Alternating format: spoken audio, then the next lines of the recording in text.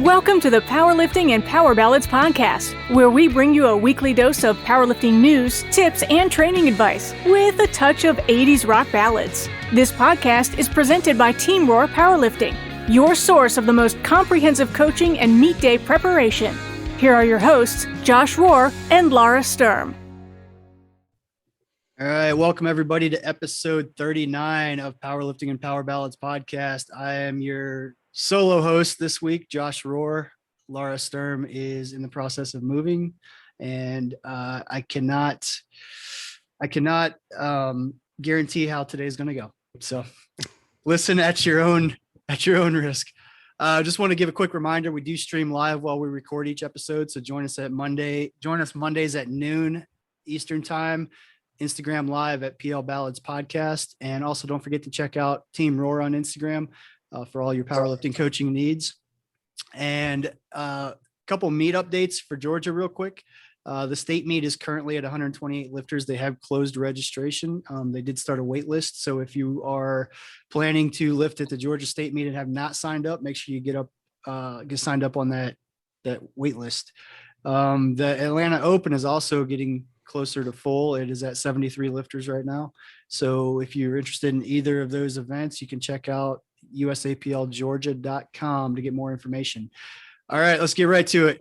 Our listener top 5. Somebody's got some noise in the background. If you guys could shut that off. Our top 5, we will start with Ben Green. Last week, his number 5 album, I think I said songs again, but album is what I'm trying to say. So his number 5 last week was Roxette, Looks Sharp.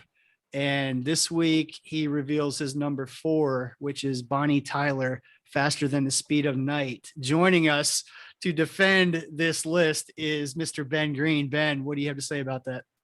So I guess let me start off. I feel like I need to be defensive because they're a little on the girlish side. Both albums that I actually own and have on my phone and actually use for powerlifting, which sounds insane because they're not metal or rap or something. And the reason is because there's situations where I struggle with over arousal. And so I've actually used Roxette at meets to bench equipped because I found that, like, huffing ammonia and listening to death metal too aroused. So both albums that I've got actually on my phone, and the Bonnie Tyler, I mean, can you get any more quintessential 80s flash dance? That's my defense of my number 4 and number 5. I like it. Does anybody have any input on that?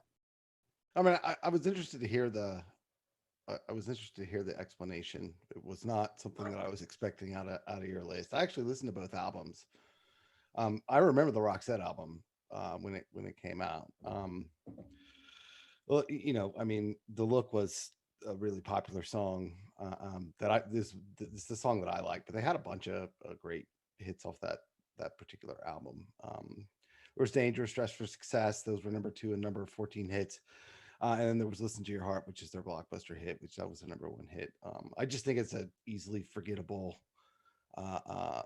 album. I mean, from a Swedish band. So personally, and then the Bonnie Tyler album, the song that I like by Bonnie Tyler isn't on this album, and it's off the Footloose soundtrack. We Need Another Hero. So that is if I think of Bonnie Tyler, that's the album I think of. Where Faster Than the Speed of Night is largely just a rework cover album, with a bunch of covers on it. You're wrong. No, I'm not saying it's a bad album. I think it's a great album. But it is. I mean, it's got Have You Seen the Rain, which is a CCR cover. Going Through the Motions, which is a Blue Oyster Cult cover. It's got Straight from the Heart, which is a Bryan Adams cover, and Take Me Back, which is a Billy Cross cover. So they're all great songs in their own right. I just don't know that I would include it on my top 5 list. It does have Total Eclipse of the Heart, that's an amazing song. I will say that. Yeah, and I will say real quick, the Roxette Looks Sharp album number 5, The Look is actually, I gave my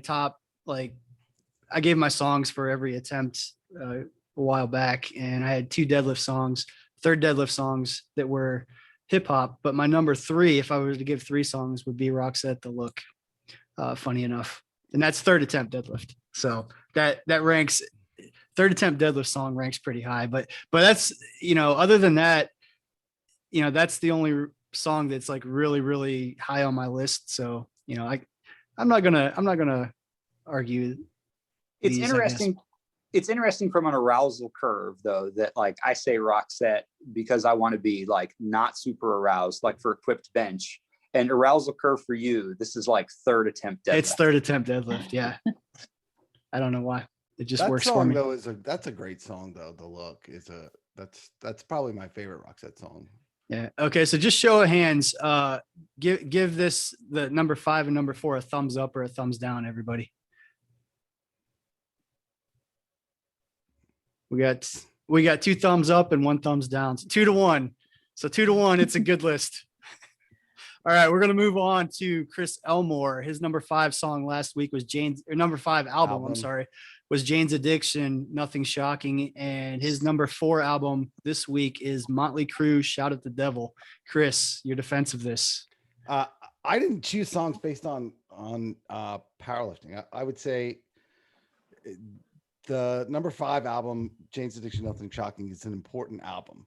And it's really important if you like Tool, if you like Pearl Jam, if you like Smashing Pumpkins, Soundgarden, or any of the other 90s alternative bands like Nirvana that exploded. This is the precursor album to all alternative rock music that came out in the late 1989, early 1990s.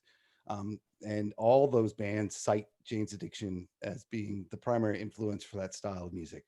It has everything from big Led Zeppelin style riffs to progressive metal in it, to swing, to a little bit of everything in the album.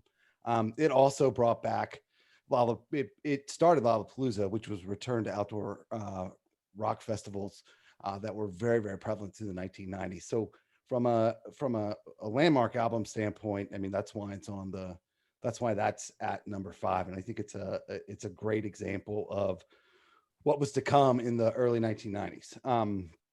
Number 4 was Shout at the Devil by Motley Crue. It's there because it's just an epic album. That album encompassed everything that the Sunset Strip was in the early 1980s.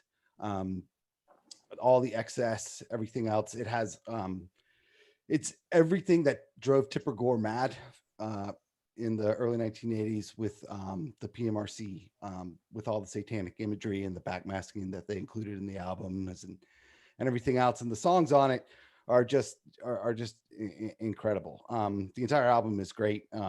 My actual favorite song off that album is the Beatles cover of Helter Skelter. I think they did it better than the Beatles off the White Album. So that's my defense of those 2 albums. All right. Anybody have any objections to that order and those 2 albums? All right, we'll give it a quick thumbs up, thumbs down from our panel. Ben, Amy, Cindy, thumbs up or down for the list. All right, 2-1. Ben gave it a no list. 2-1. So it passes. All right. We'll move on to Cindy Yeager. Her number 5 album last week was Janet Jackson, Control. Number 4 this week is U2, Joshua Tree. Cindy, what do you got to say about it? So mine are more so not necessarily all geared towards powerlifting as well. A lot of the music I listen to is very broad scale. From choir and Broadway all the way to classical to a little bit of heavy metal. I'm not a real big heavy metal, but pop is probably my biggest area, hence Janet Jackson. And then just the epic dancing. I mean, the 80s was known for their videos. So if you go back and you watch a lot of the Janet Jackson videos, especially even off of this album, the dancing in that is just amazing. And if you ever catch any of my videos when I'm lifting, right before and after, I'm usually dancing before I get up to the bar. So, just kind of goes with it. U2's Joshua Tree. what I love about this album is a lot of the reason why they made it. It was really a shout out to America and the vast freedom within America and the lands and everything else, but also because of the streets streets have no name is probably my favorite song because it's talking about stripping off titles. The song was geared towards the Netherlands and how in the Netherlands that's how your status is kind of known depending on the street that you're living on. So the whole thing about stripping off and streets with no names and just kind of living to be who you are, just to me was just an epic song. And of course, just easy to sing to and kind of just, get into a groove with. But so kind of the reasons why I picked both of those albums. Cool. Anybody have any arguments against those? I'm Seeing U2 on her list actually got me to listen to some U2, and I was like, I hate U2. U2 sucks. And then I started listening, and I'm like, oh, that's U2? And I'm like, oh wait, that one's U2 also? Son of a, like I think I actually like U2. So I think they're both great albums. I'm surprised that you put U2 ahead of Janet Jackson's Control. I think Control is a super important album. It's the precursor album to all of New Jack Swing, which blew up virtually every chart over the next decade as far as R&B is concerned. The list of people that album influenced goes from Patti LaBelle and later in her career to Donna Summers to New Kids on the Block. I mean, it's a hugely important album. I think it's more important than her brother's album Thriller as far as what it did. My knock against the album is that she didn't actually write any of the music or the lyrics.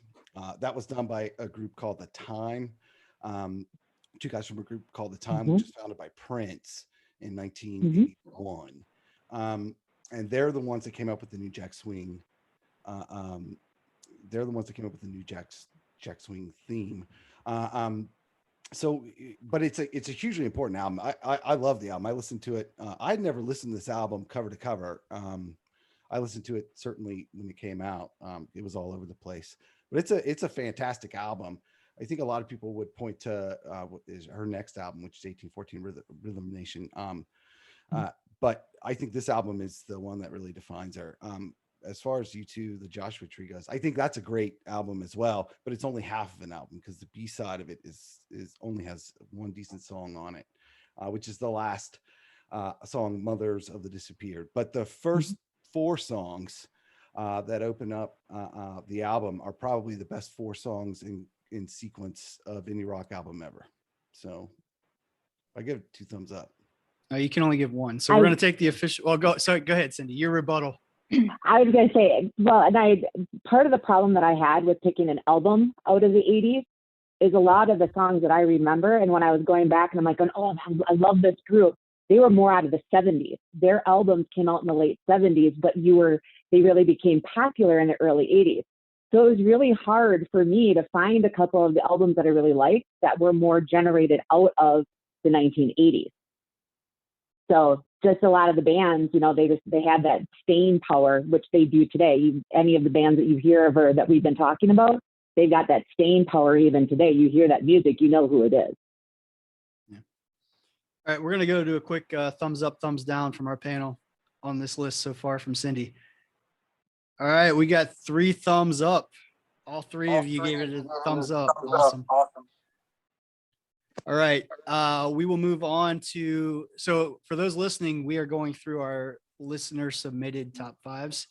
Our next up is Stacy Metcalf. She's actually not joining us on here today, but she is listening live. Her number 5 album last week was Billy Idol, Rebel Yell. And number 4 this week is Aerosmith, Permanent Vacation. So those of you that are on, any thoughts on this?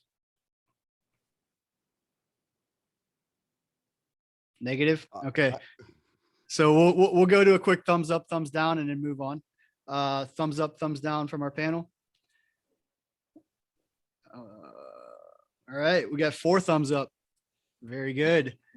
All right. Our last listener submitted album, top 5, Amy Pancake.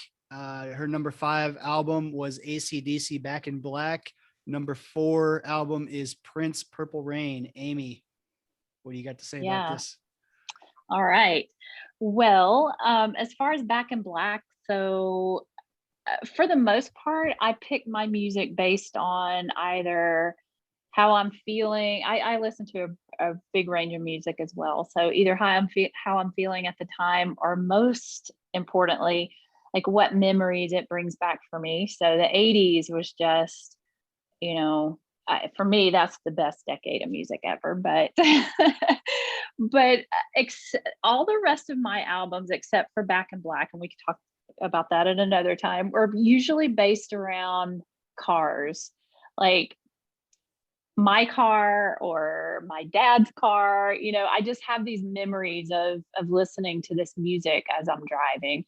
Now, Back in Black, that was a little earlier. I was in middle school when that album came out, but my parents were huge music fans, and we had this like humongous, back in the day, what do you even call them? Album players, stereos that plays the album. Yeah. With the needle and so my parents had this huge record collection, and I was never allowed to touch these things when they weren't home. But what did I do when they went out? I was, 7th grade or whatever. And they would leave the house, and the first thing I would do is go and look through all these albums. And I just remember Back in Black being this like, oh my God, what is this? This is just really, really hard rock music. And I really think that it just sort of set up the 80s for heavy metal. I just think it was just sort of the beginning of that 80s heavy metal era. And if you look at it, a lot of bands today really still use Back in Black, the song Back in Black, for sound checks. I read that, which I thought was pretty interesting. They use that song for sound checks for their concerts. So Back in Black essentially was just my introduction to the 80s heavy metal, which, continued throughout that decade. Now, Purple Rain. So Purple Rain was 1984. And that's the year that this definitely ages me, but so 1984, I was in high school, and I had just started driving, and I had this, it's like a 1973 Chevy Monza, which was this old bubble-shaped car, but I had the best stereo in this car. And I can just, have these memories of just riding around with my friends. And, when I lived in a small town, and we had one movie theater, and the movie Purple Rain came to the theater. So I talked my mom, I was only 16, but I talked my mom into letting me go to the movies alone with my friends. This was the first time I had ever been to the movies alone. I had never been to a live concert, and I was just discovering all of this wonderful music. And that's where I actually discovered Morris Day and the Time, which, side piece from Purple Rain. But that experience, like, I still remember the row of my friends, and we're like going crazy over all of this music. And then I just wore the album out after that. And it's just, for me, like, you'll see me give all of your choices thumbs up, because for me, it's really not about the technical aspects of the music. It's really more about the feeling and the memories that it brings back for you. And all of my choices are based on, I can tell you where I was. I can visualize exactly, the feeling, and my friends, and, sneaking my parents' records, and just that sort of taking me back to the day. So I think all of our choices are very personal, and no argument from me. And I don't think you can argue mine. Well, on that note, does anybody want to argue? I don't want to argue. I think they're both fantastic albums. I mean, Back in Black's the second best selling album of all time. Just to put it into perspective, the only album that sold more copies is Thriller. So I don't have it in my list only because I'm a bigger fan of Bon Scott, and I like the prior 6 ACDC albums, culminating with Highway to Hell in 1979. That being said, there's zero argument that this album should be on a list for me, and it's probably the greatest single comeback album of any band ever. So it's a fantastic album. Purple Rain is a masterpiece. Prince was an absolute genius, musical genius. Absolutely. I'm surprised that you didn't pick 1999, given that you like Cars so much, because it has Little Red Corvette on it. It was close. It was a hard choice. But I mean, you know, this is probably his greatest single album, and it can be on any list ever. Regardless of what kind of list you're making, anybody can make a case for Purple Rain. It's a fantastic album. Yeah. All right. So let's go to the panel. Thumbs up or thumbs down on Amy's list so far? That's a thumb. All right. We got 4 thumbs up. And Stacy's actually watching live on Instagram. She actually said Back in Black should have made her list. So way to go, Stacy. Yeah. So I agree. We'll move on to my list. But last week I had number 5, Purple Rain. From Prince, and my number 4 is Back in Black from ACDC. So the same 4 and 5 as Amy, except in reverse order. Now the reason I have it in reverse order is it really came down to one of my favorite songs is Hell's Bells. So that was the tiebreaker for me, and the number of hit songs on that album, Hell's Bells, What Do You Do for Money, Shoot to Thrill, Back in Black. You Shook Me All Night Long is played at every single bar, almost every single night.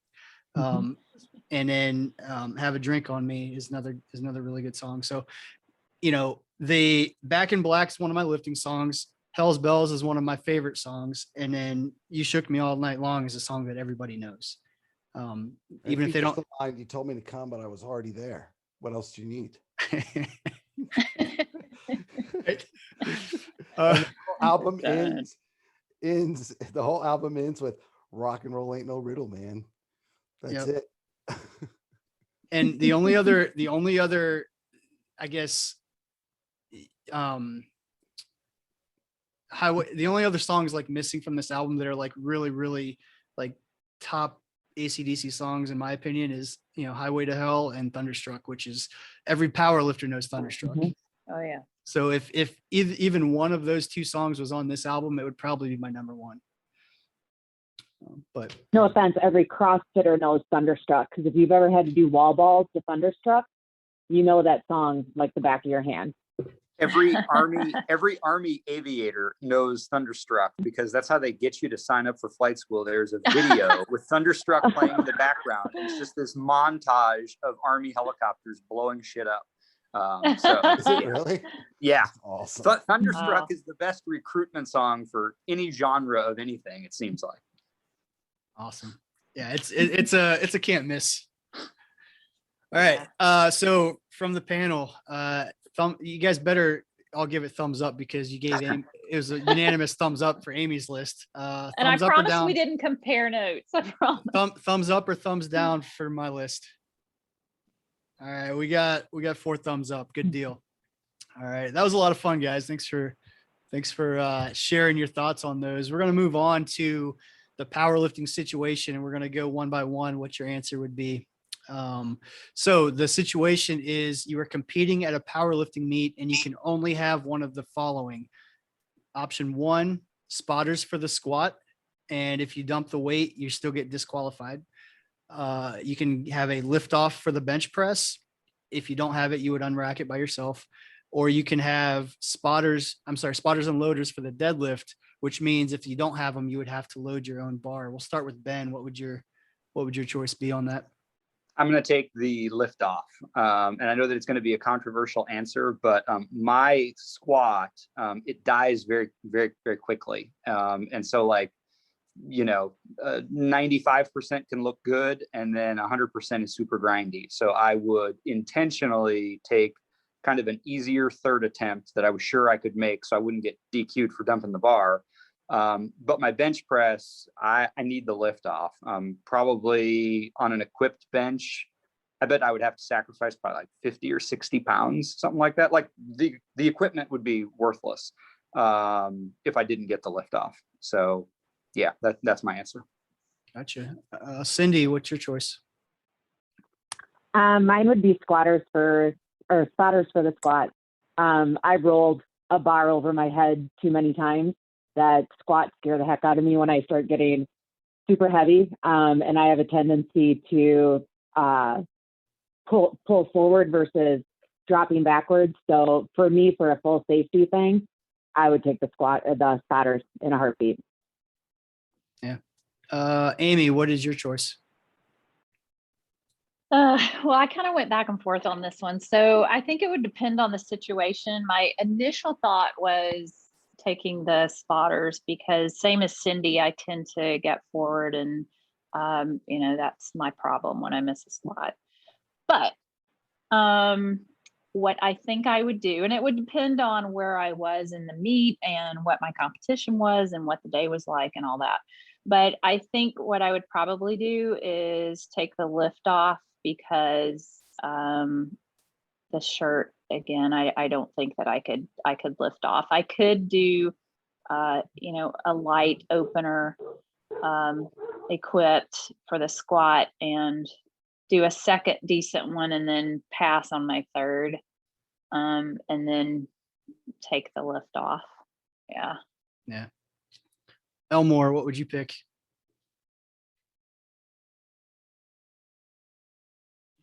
I lift off myself quite a bit training, and I do it in a shirt. So it's not, I don't think I would lose that much at it. I don't mind loading the bar for deadlift because I do that all the time anyway. But I want to be able to put as much weight as I can on the squat. And when it starts getting up there, man, there was a comfort factor having spotters there. So yeah. And for me, I would also take spotters for the squat. I think, and the only reason I would take that is for the fact that if I dump the bar, I'm disqualified. And I think I would give up so much weight, and squat's one of my better lifts. So I would give up so much on my total going conservative to make sure I don't do that I would actually, I wouldn't make that much up having a handoff person versus not having a handoff person. And I wouldn't, I thought about the loaders for deadlift also. Like that probably would actually be my first choice. But then I started thinking about the implications. Like I can stall as long as I want. So like if I need more rest time, I'll just load everything except the collars, and the bar's not loaded yet. So I have as much time as I need. So that's kind of what steered me away from that was the gamesmanship, if you call it, that you could play with that. So yeah, so I would take spotters. The NGB should vote on this year to implement these. Each lifter at weigh-ins has to pick which one they want. Yeah. That's funny. Yeah, shortage. Yeah. So we got one more little segment. Our new lifter tip of the week is if and when you earn your first medal, write down which meet it was, the date, and label/identify the medal for future reference. Do that with every medal thereafter. Down the road, when you look back and want to know which medal was from which event, this will be helpful. Future you will appreciate you for it. Anybody have thoughts on that? Yes, agree. I have tons of medals hanging on my rack. And I was looking at them the other day and I was flipping them over, and some of them have the date and meet on it. And you think you're good. I think I'm going to remember all this stuff, but it escapes me. So yes. Yeah, in the moment you definitely know and remember, but this is this is year 20 for me. And looking back at some of my medals, like I can remember every meet very, very distinctively, but I cannot remember which medal corresponds to which event. You know, some of them are custom medals that have the meet name and everything, and some of them have a little label on the back. So those are givens, but I'd say, you know, over 50% of the medals I have are, you know, I have no idea. And it would just be nice to be able to put those together. And I just thought that was something that, you know, at least the feeling I had looking through some of the medals of mine is like, man, I really wish I knew, you know, like I have the meet t-shirt, like I really wish I knew which medal corresponded to that event. And kind of touching on Amy's explanation of her music, like the feeling of it all, like it's all kind of a sentimental piece that is kind of missing, not knowing the metal part. So I didn't do that for a long time. I know which medal goes to my first meet because it has the meet printed on the back of the medal. It's like a sticker or something on the back. So I know that one. Some of the more important medals I have are framed. So with the meet t-shirts. So I mean, I agree with. I think it's important. But a lot of the ones in between, I just don't know. But I don't care about as much about those either. So yeah, but fast forward in 20 years looking back, you know, that might change. And I think for me a little bit, you know, I'll just point out, like, you guys are all older than me, but I just want to say that on the record. But wow. but that is one thing I'm getting to the point, like looking back, like I do wish I kept a better record, or just for like my own, like, you know, whatever you want to call it, scrapbook or whatever, just more details of the events and, you know, all of everything that went with it. I think it's just, you know, when in the moment you don't think about it, you're like, yeah, it's, you know, not a big deal, but looking back, it is a big deal. And I just think that, you know, those are things I wish I would have done, is label everything better. So anybody else have any closing thoughts on that? I am new to the powerlifting, the competitive powerlifting. So I think it's a great idea. I didn't even think about it until you had posted the question. I've got pictures. So, I mean, I can go back and at least look at the picture and when the picture was taken, but I'd also have to scroll through, you know, a ton of pictures. So kind of did go back now and labeled the medals that I have so far. Yeah. Cool. Because in 20 years, I probably am not going to remember my name. So, you know, we're good. Oh, you should write that down too, then. Yeah. My name is. Yeah. Well, my husband and I keep talking about that. I'll be coming home to a new husband every day. So it'll be great. That's funny. All right. Well, I really appreciate you guys being on. I think this was a fun discussion. Does anybody have any closing thoughts or anything they want to leave with? 80's rock. 80's rock. Agreed. 80's rock. All right, guys. Thank you for tuning in. Don't forget to follow us on Instagram at PL Ballads Podcast. And if you have any questions, comments, concerns, or you want to submit your own top 5 list, send us a direct message or an email at plballadspodcast@gmail.com. Thanks, everybody. Catch you later. Bye now. Bye. Bye now. Thank you so much for listening. If you enjoyed today's episode of the Powerlifting and Power Ballads podcast, please remember to subscribe and share it with your friends.